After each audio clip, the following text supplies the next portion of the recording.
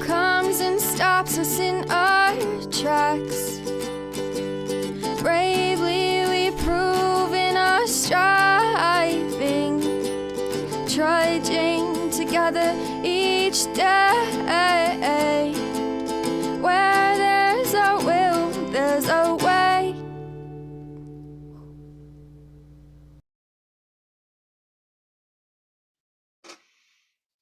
Good morning. Happy Sober Sunday. Happy Sober Sunday and Easter. Happy Easter to anybody that celebrates Easter. I don't necessarily celebrate Easter. Just not big on holidays. So, good morning, Michelle. It's good to see you. Hey, and don't worry about putting that out on Facebook and stuff. Don't worry about it. It's probably a good thing to do, actually. I just pride myself on no bombers, but I don't think I've ever gotten a bomber because of Facebook. So you go for it. Keep doing, just go ahead and keep doing it. No worries. So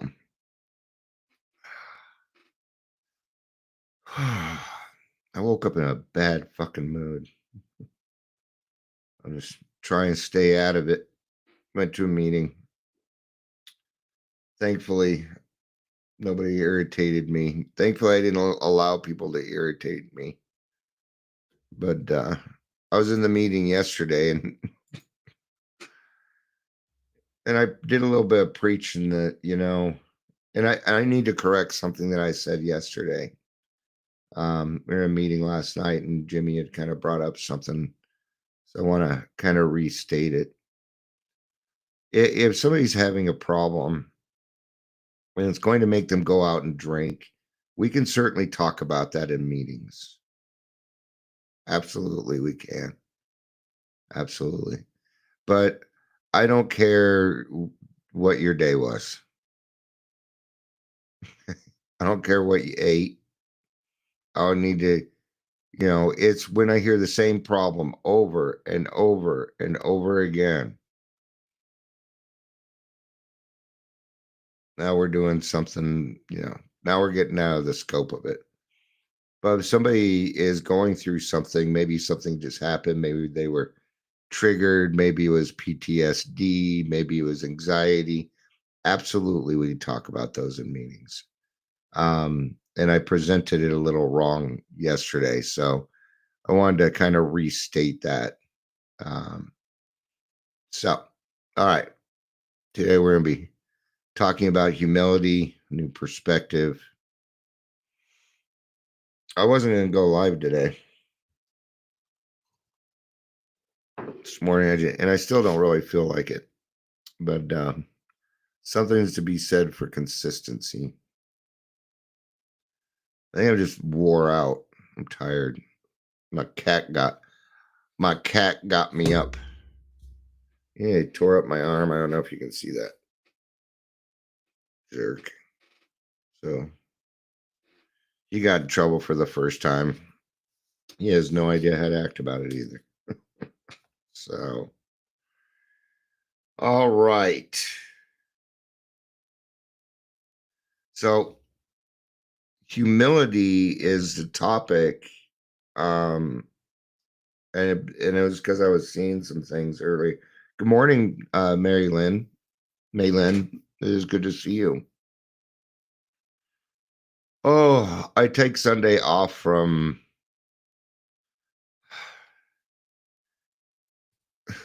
and this goes with humility. So let me talk about that. Welcome Daily Trudge after I do introductions here.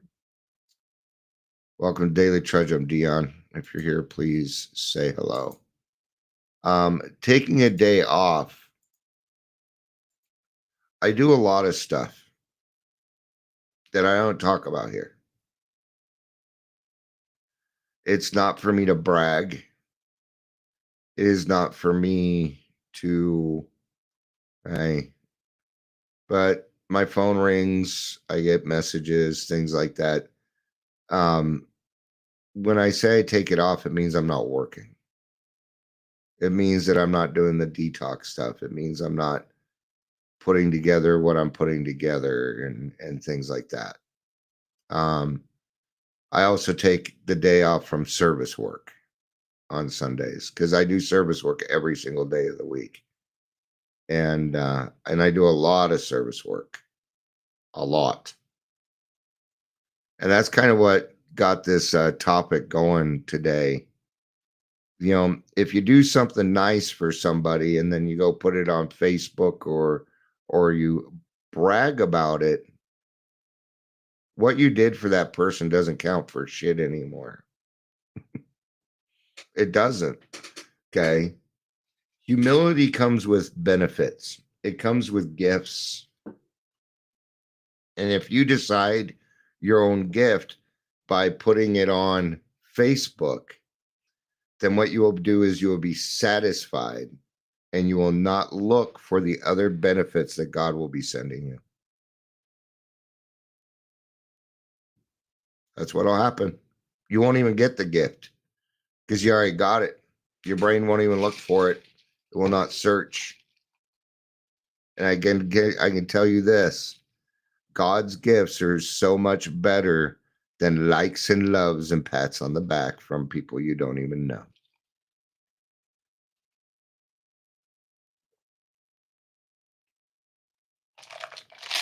What is the most humble thing you can do in the world? Doing something for somebody else without anybody knowing. Okay? That's why I don't talk about a lot of things that I do. Have I helped people this week? I couldn't even tell you the number of people that I have helped this week because I don't know. But I guarantee it's well over 10, 20 people. I mean, the Daily Trudge has been downloaded this week alone like 300 times. And that means it's helping people. It means it's doing something. But I don't need those people to come back and say, Dion, everything you do is, I mean, not that it doesn't hurt. I do appreciate accolades. Sure, I do. But I try and keep humility in everything that I do. I don't need to take credit. And I don't need to take credit because I fucking owe, man. I owe. Hey, so, all right. So we're going to be in the 12 by 12, page 72. This lack of anchorage to any permanent values, this blindness to true purpose of our lives produced another bad result. For just so long as we were convinced that we could live exclusively by our own individual strength and intelligence, for just that long was a working faith in a higher power impossible. And we see this a lot. Reinvention is a wheel. I got 4 easy steps for you to do. Good afternoon, Patricia. It's good to see you. You know, there's a lot of my way or the highway stuff out of there, and we like to fluff it up. Absolutely, we do. I get that. I was in sales for a long time. I'm a storyteller. Storytelling comes with embellishing. That's why it's called storytelling. It's going to be embellished. Whoa, almost lost my spot. Almost. All right. But we can't do it alone.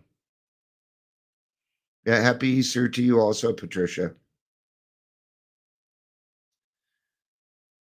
So we cannot, what they're saying is we cannot play God and believe in God at the same time. This was true even when we believed that God existed. We could actually have earnest religious beliefs which remain barren because we're still trying to play God ourselves. As long as we place self-reliance first, a genuine reliance upon a higher power was out of the question. That is that basic ingredient of all humility, a desire to seek and do God's will was missing. What does God want? Been bringing this up a lot lately. Did you talk to God? Did you pray? Oh, no. Well, yeah, I wonder why you're not getting an answer. You didn't ask. Oh, well, he knows it's going on. Shut the fuck up and ask. Told you I'm a little grumpy this morning. Actually, I'm not grumpy. I just, no, we'll call it grumpy. I was tired. Wore out. Not feeling that preacher mode today. That's okay. Even today, I still have a desire to seek and do God's will. I'm just grumpy. I'm not mad at anybody. Well, I'm frustrated by some things, but sometimes this world is a little overwhelming to me.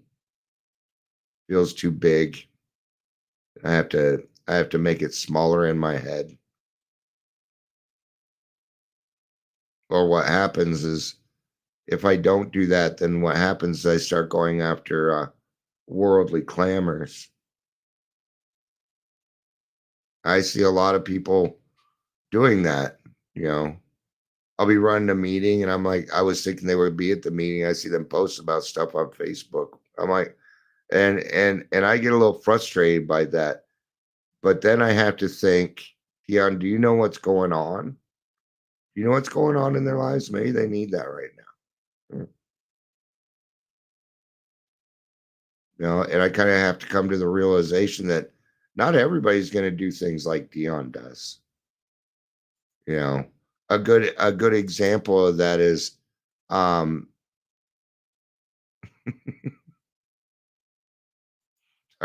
just I like fucking with people sometimes. I'm a little bit of a troll. And here was the post. It says, a narcissist would rather impress strangers than care for his own family. And I said, I feel like as a stranger to you that this is supposed to impress me. Is the post in and of itself is narcissistic. All right. Yeah, I'm trying to lighten up, Malin, and I appreciate that. Lazy days and Sundays, right? Lazy days and Sundays. The first decision I made this morning was that I wasn't going to take my grumpiness out on anybody else. So I asked God for help with that. So I found the best way to do it is by being, I'm transparent, man. I'm a very transparent person. So if I let you know in advance, then what happens is I'm telling on myself, and that helps me change my attitude, right? Yeah. Because now other people know it's when you let it sit inside and fester. And I'm not letting it fester. I'm not going to do that. But I do have to sit with it until it changes. See, this too shall pass. And I can take comfort in that because I've been in this position before. In fact, right here for us, the process of gaining a new perspective was unbelievably painful. I've got to agree with that. I'm at 9 years now. This was the hardest 9 years of my life.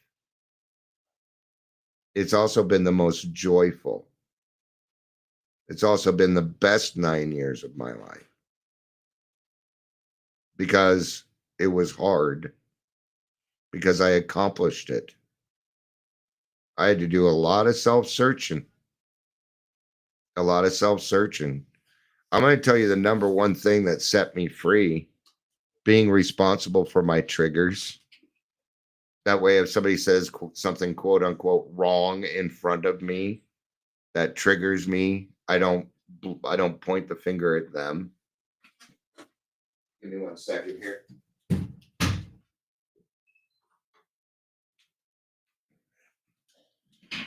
Wife got a call, so I'm just closing the doors. You won't hear it because my microphone is. If there's one thing that did cost a little bit of money, it was my microphone. But I love my Yeti. Yes, we do.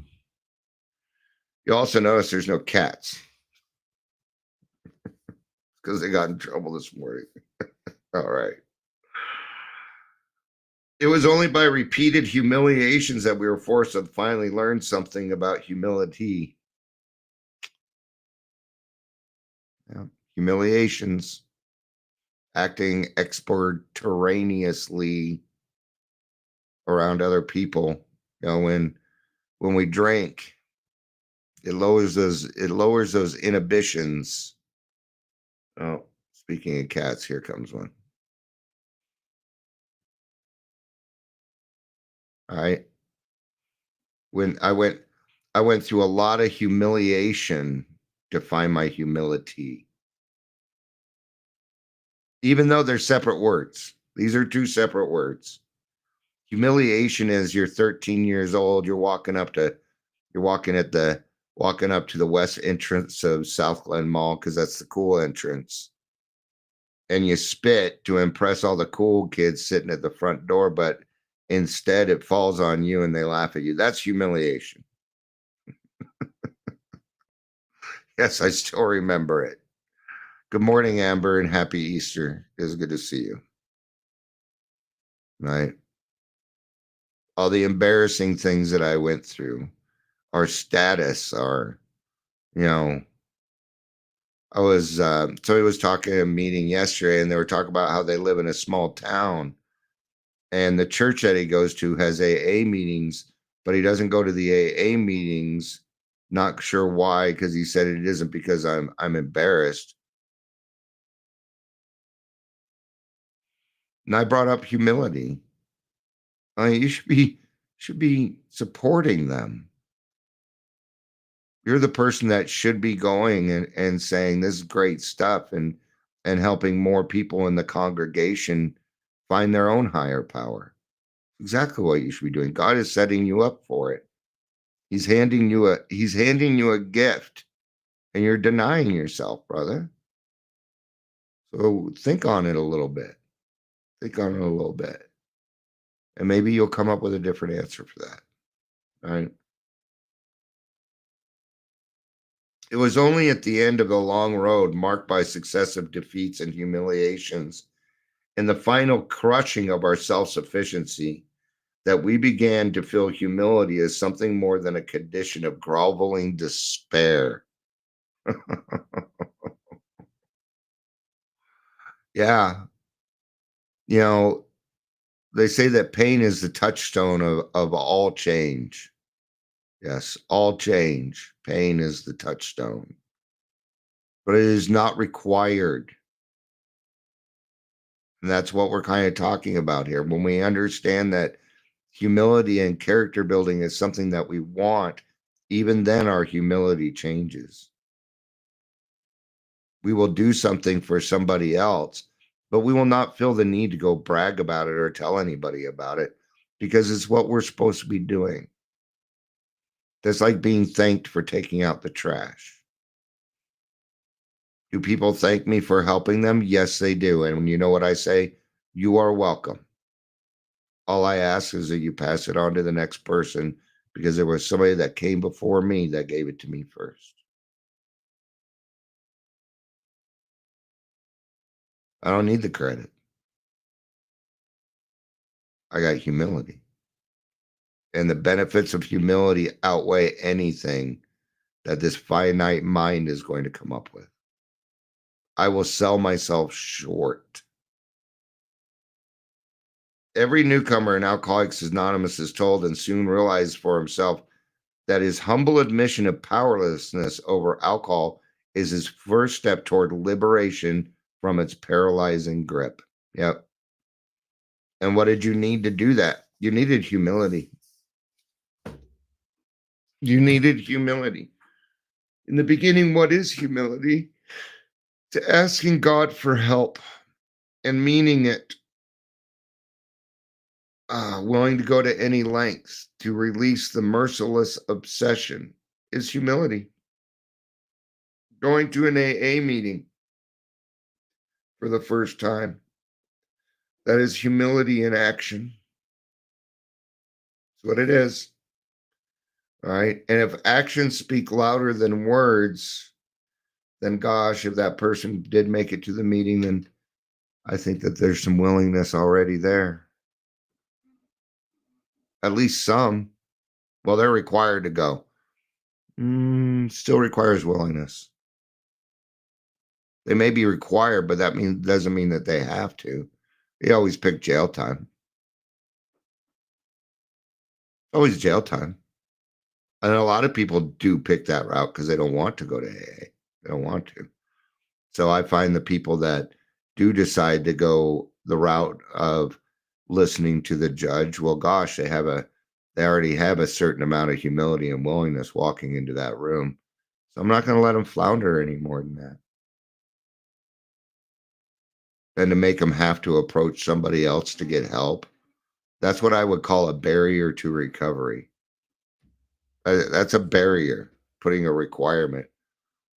A lot of people have been wanting to argue with me about rock bottom. They just, your bottom is your bottom. But if your bottom was so horrible that you would need to brag about it, then you have no humility in your life. All right. Okay. So is that we first see humility as a necessity, that we're going to need it in order to do some of these steps. Right? That we have to conform, and this kind of a necessity is kind of have to if we were to live a life free of the grouch and the brainstorm, then we're going to need to find some humility to get completely away from our aversion to the idea of being humble, to gain a vision of humility as the avenue to true freedom and of the human spirit. Be willing to work for humility as something desired for itself takes most of us a long, long time. A whole lifetime geared to self-centeredness can not be set in reverse at once. Rebellion dogs are every step at first. And I'm going to tell you why we're rebellion dogs at every step of the first. Because you're going to be wrong about everything that comes out of your mouth when you first get into the program. It's one of the reasons. Amber says, Easter egg hunt time. Okay, go for it. Love you. Have fun. Right?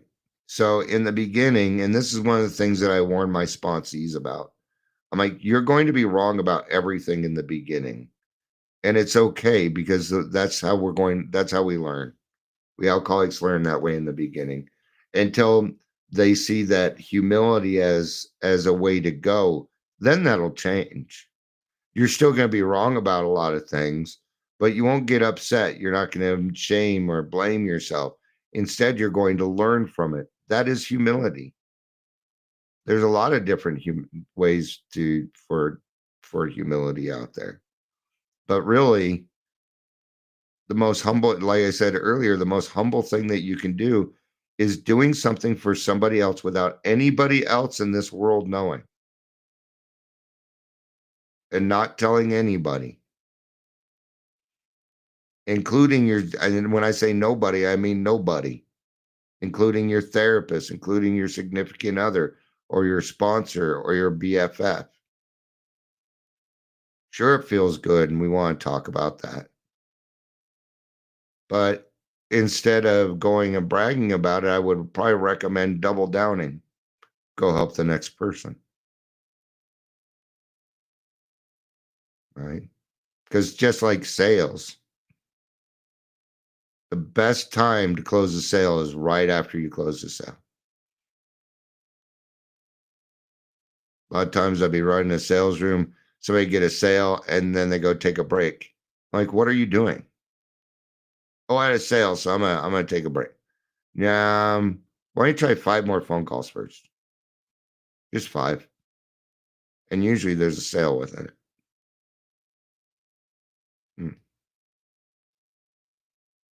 Same thing. Just because we had success doesn't mean it's time to relax. Unless it's Sunday, right? Right. We finally admitted without reservation that we were powerless over alcohol. We were apt to breathe a great sigh of relief, saying, well, thank God that's over.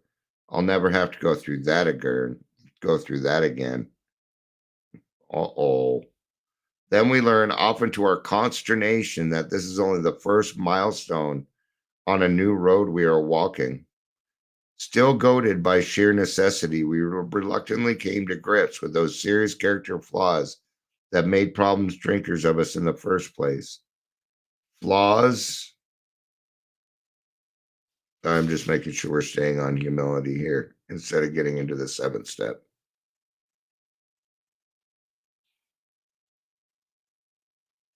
All right. All right. I'm going to skip this and I'm going to go to page 75 at the top. Then in AA, we looked and listened. Everywhere we saw failure and misery transformed by humility into priceless assets. We heard story after story of how humility had brought strength out of weakness. In every case, pain had been the price of admission into a new life. But this admission price had purchased more than we expected. It brought a measure of humility, which we soon discovered to be the healer of pain. We began to fear pain less and desire humility more than ever. Okay? Less fear. Shell says there's someone I help and I don't tell anyone because they would not understand. I don't know how you feel about that. Yes, I do. It's none of anyone's business. Yeah. See, when I go out and brag that I help somebody, I'm blowing their anonymity. In the space in the clinical field, it would be blowing HIPAA. And HIPAA is blown all over the fucking place, especially amongst recovery coaches and peer support, because they want to brag, because they're unhealed alcoholics with no humility. Look how high I can jump. I got a new pair of shoes. You can see how fast I can run. Hey, sounds childish, doesn't it? Because it is. It is our failure to grow up. It is our failure to stop relying on other people allowing us for the likes and loves we think we deserve because we went out of our way and opened a door for someone, for God's sakes. Okay. And that's a description I haven't used in a while. Okay. If you hold the door open for somebody and you expect a thank you, you're not doing something nice. That's an expectation. Do not hold the door open for somebody expecting a thank you. I don't. I do it because it needs to be done. And if they don't say anything, I don't care. I don't care. I did it because I wanted to. And I still feel good about it. Maybe they're introverted and they want to say thank you, but they don't know how. But they're still going to go be nice to the next person. See, then it worked, didn't it? Then it worked. It's about paying it forward, not accolades. Yeah. All right, one more paragraph. Maybe two. During this process of learning more about humility, the most profound result of all was a change in our attitude toward God. And this was true whether we had been believers or unbelievers. We began to get over the idea that the higher power was sort of a Bush League pinch hitter to be called only in an emergency. Nowadays, we call these foxhole prayers. I only prayed to God when I was in trouble. Now I pray to God for guidance. I went to a meeting earlier. I was like 2-3 minutes late. I missed the serenity prayer. So I sat there for 20 seconds and I did the serenity prayer. I'm just used to it. It's my, I believe in prayer at the end of the meeting. We got it. We got to give glory to God, man. We got to give glory to God. All right. The notion that we could still live our own lives, God helping a little now and then, began to evaporate. Many of us who had thought ourselves religious awoke to the limitations of this attitude, refusing to place God first. We had deprived ourselves of his help, but now the words, "Of myself I am nothing, the Father doeth the work," began to carry bright promise and meaning. I need this guidance. I love this guidance. There's no way my life would be what it is right now without my higher power's guidance in everything that I do, especially when I'm grumpy cat. It's even more important. Even more important at that point. God save me from being angry. How can I be useful today? Now, today I may not be as useful as I was yesterday, but yesterday's over. It doesn't matter what I did yesterday. It only matters what I'm going to do today. And as an alcoholic, I have two choices. I can either make it worse or I can make it better. Those are the choices. There's not much in between in all of that. We needn't always be bludgeoned and beaten into we needn't always be bludgeoned and beaten into humility. That you just do it. Just do it. It could come quite as much from a voluntary reaching out for it as it could from unremitting suffering. A great turning point in our lives came when we saw for humility as something we really wanted rather than something we must have. It marked the time when we could commence to see the full implication of step 7, humbly asked him to remove our shortcomings. So it is getting to the place where we see humility as a benefit. Right. And I'm going to repeat it because I think it bears worth repeating. When you do something good, you have two choices. You can either claim the reward or good consequence yourself, or you can let God do it. But you don't get both. You can't. It's not possible. And does God run around and brag about how much he helps people? No. No. No.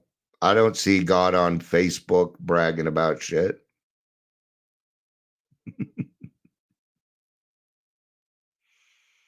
All right. Thank you, everybody, for being here. I hope you have a great day. Very good chance I will not be back today. Oh, no. It might happen. Who knows? But probably not. All right. I'm going to start working on cleaning out the garage today. That's what I'm going to do because it needs to be done. It's a nice day out. My wife's here. Do a little hanging out. All right. All right. Thank you, everybody, for being here. It's always good to see all of you. Michelle, Amber, Maylin, Patricia. It was good to have all of you today. I love you. I love you, even when I'm grumpy cat. Absolutely, Patricia. God knows. And isn't that all that really matters? Isn't that what matters?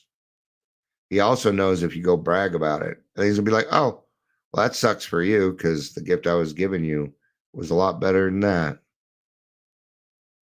He will not argue with human will. I love you. You know I do. Peace out and have a day.